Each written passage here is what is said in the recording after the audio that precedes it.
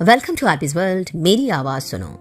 शादी टूटी, रिश्ता टूटा, लेकिन ये डायरी रह गई उन लम्हों की गवाही देती जो कभी सिर्फ प्यार से भरे थे। संजय कपूर एक रईस बिजनेसमैन, एनआरआई फैमिली। करिश्मा कपूर सुपरस्टार एक्ट्रेस, 90s की दीवा। संजय कपूर के निधन के बाद उनकी डायरी ने साफ कह दिया है कि आखिर इंसान को चाहिए क्या।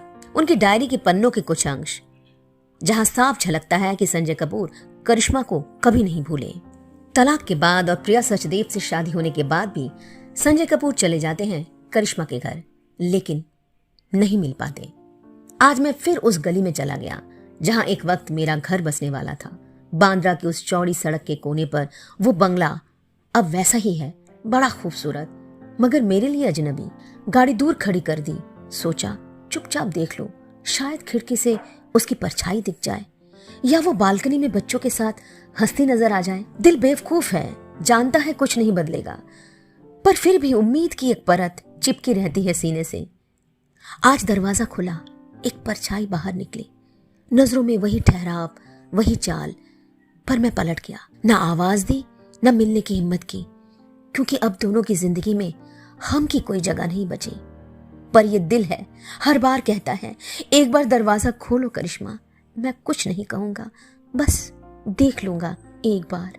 ये वो पल था जब संजय कपूर अपने अकेलेपन में करिश्मा कपूर को याद करते करते उनके घर तक पहुंच गए थे, लेकिन मिलने की हिम्मत नहीं हुई और ना खुद को रोक पाए। संजय कपूर की डायरी में बच्चों का जिक्र सबसे निजी और दिल तोड़ने वाला हिस्सा है। वो अब मुझसे डरते नहीं, लेकिन झिझकते हैं। जब भी मिलने जाता हूँ उनके चेहरे पर मुस्कान होती है, मगर वो मासूम अपनापन कभी नहीं दिखता। जैसे मैं अब पापा नहीं, बस एक बार मिलने वाला अंकल बन गया हूँ। मैंने उनके लिए सबसे अच्छा स्कूल चुना था, सबसे महंगे खिलौने, लेकिन अब जब उनके साथ वक्त बिताने का वक्त आया तो मेरे पास सिर्फ अदालत का टाइम टेबल है। बेटा बड़ा हो गया है। पहले जब मैं ऑफिस जाता था तो उसके सवाल खत्म नहीं होते थे, पापा आप कहाँ जाते हो? अब मैं कहाँ से आ रहा हूँ उसे फर्क नहीं पड़ता। बेटी का पहला स्टेप मैंने नहीं देखा, पहली कविता मैंने नहीं सुनी, और जब उसे चोट लगी तो वो मेरी गोद में नहीं रोई। करिश्मा शायद एक बेहतरीन माँ है, पर क्या मैं उतना ही बुरा बाप था कि बच्चों से भी दूर कर दिया गया। आज बच्चों की तस्वीरें देखते देखते घंटों बीत गए। सोचा कॉल कर लूं, फिर खुद को ही फोन करने से रोक दिया, क्योंकि अब उनके लिए मेरी आवाज भी शायद थोड़ी अजनबी लगती होगी। बच्चे मेरे हैं, पर अब उनकी दुनिया मेरी नहीं है। बस उम्मीद करता हूँ कि जब वो बड़े होंगे तो मेरी ये डायरी पढ़कर समझेंगे कि मैंने उन्हें कभी नहीं छोड़ा था, बल्कि हर दिन हर पल उनके बिना जीना सीखा था। करिश्मा कपूर से तलाक के बाद संजय कपूर की जिंदगी में आई प्रिया सचदेव। प्रिया को लेकर भी कुछ बातें हैं। कभी कभी जिंदगी दोबारा जीने का मौका देती है, लेकिन वो पहली बार जैसा नहीं होता। प्रिया मेरी जिंदगी में उस वक्त आई जब मुझे भरोसा करना भी मुश्किल लगने लगा था। प्रिया ने मुझे एक नई जिंदगी दी, एक नया परिवार, नई शुरुआत। अब जब हमारा खुद का बेटा हुआ तो लगा जिंदगी ने फिर से मौका दिया है पिता कहलाने का। पर सच कहूं, हर मुस्कुराहट के पीछे एक परछाई होती है। मैं जब अपने बेटे को गोद में उठाता हूं तो करिश्मा के बच्चों की शक्ल याद आती है। प्रिया ने आज मुझसे एक सीधा सवाल पूछा, अगर कल को कुछ हो गया तो तुम्हारी संपत्ति किसके नाम होगी? मैंने कहा क्यों, बच्चों के नाम। उसने कहा कौन से बच्चों के नाम, अपने बेटे के नाम या करिश्मा के? उसके सवाल सीधे थे, लेकिन मेरे अंदर को चुप गया। मैं चुप रहा, अंदर से खौल गया। कह बैठा, जिसने मुझे बाप बनाया, मेरी दुनिया बदली, जो आज भी मेरे सपनों में आते हैं, वो बच्चे सिर्फ करिश्मा के नहीं मेरे भी हैं। हाँ, पैसा जाएगा उन्हें भी, क्योंकि वो मेरी जिंदगी का हिस्सा है जिसे मिटा नहीं सकता, भले ही तुम चाहो। प्रिया के बारे में एक और सनसनीखेज खुलासा किया है इस डायरी में संजय कपूर ने। प्रिया ने अपने किसी दोस्त को कहा था, संजय अब थक चुका है, उसमें पहले जैसी चमक नहीं रही, वो अभी भी करिश्मा की परछाई से बाहर नहीं निकल पाया। मैंने मुस्कुराकर सुना, पर अंदर कुछ मर गया। क्या सच में मैं बोझ बन गया हूँ? क्या प्रिया को कभी मेरी जरूरत थी ही नहीं, बस मेरी हैसियत की थी? उसने ये भी कहा कि संजय अब उतना एम्बिशियस नहीं है, और जब बात पैसों की आती है तो आज भी करिश्मा और उसके बच्चों के लिए नरम पड़ जाता है।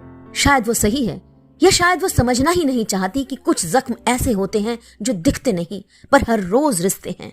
मैंने उसे अपनी नई सुबह समझा था, पर वो मुझे अब भी मेरी रातों के अंधेरे में देखती है। शायद इसलिए मैं उसकी रोशनी में कभी पूरी तरह नहीं जग पाया। प्रिया ने मुझसे कहा, तुम क्यों अब भी करिश्मा के बच्चों की पढ़ाई, मेडिकल छुट्टियों का खर्चा उठा रहे हो? जब वो बच्चे हमारे साथ रहते ही नहीं है तो जिम्मेदारी भी उनकी होनी चाहिए ना। मैं कैसे समझाऊं? कुछ रिश्ते कोर्ट से नहीं चलते, संवेदनाओं से चलते हैं और जिम्मेदारियां कागजों से नहीं, दिल से निभाई जाती हैं। मैंने उससे सिर्फ एक बात कही, अगर पैसा देने से मेरे बच्चों को कमी ना महसूस हो तो कोर्ट नहीं, खुदा भी माफ कर देगा। लेकिन अगर मैंने उन्हें पैसों के लिए तरसाया तो वो मुझे बाप नहीं कहेंगे, चाहे कोर्ट मुझे 100% हक दे दे। पैसा देना मेरा फर्ज है, क्योंकि प्यार देना अब मेरे बस में नहीं है, लेकिन उन्हें कोर्ट में खींचना शायद बाप के तौर पर मेरी आखिरी हार होगी।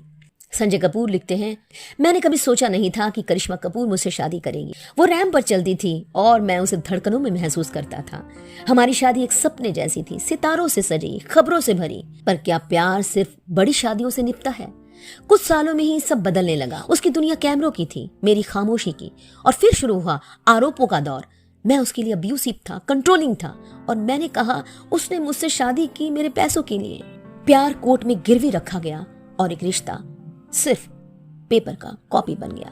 दोस्तों, ये थी संजय कपूर की डायरी के कुछ अंश, जहां पर साफ झलकता है कि करिश्मा से अलग होने के बाद भी वो करिश्मा और बच्चों से कभी अलग नहीं हुए। हाल ही में पोलो खेलते वक्त मधुमक्खी निगलने से उनकी मौत हो गई।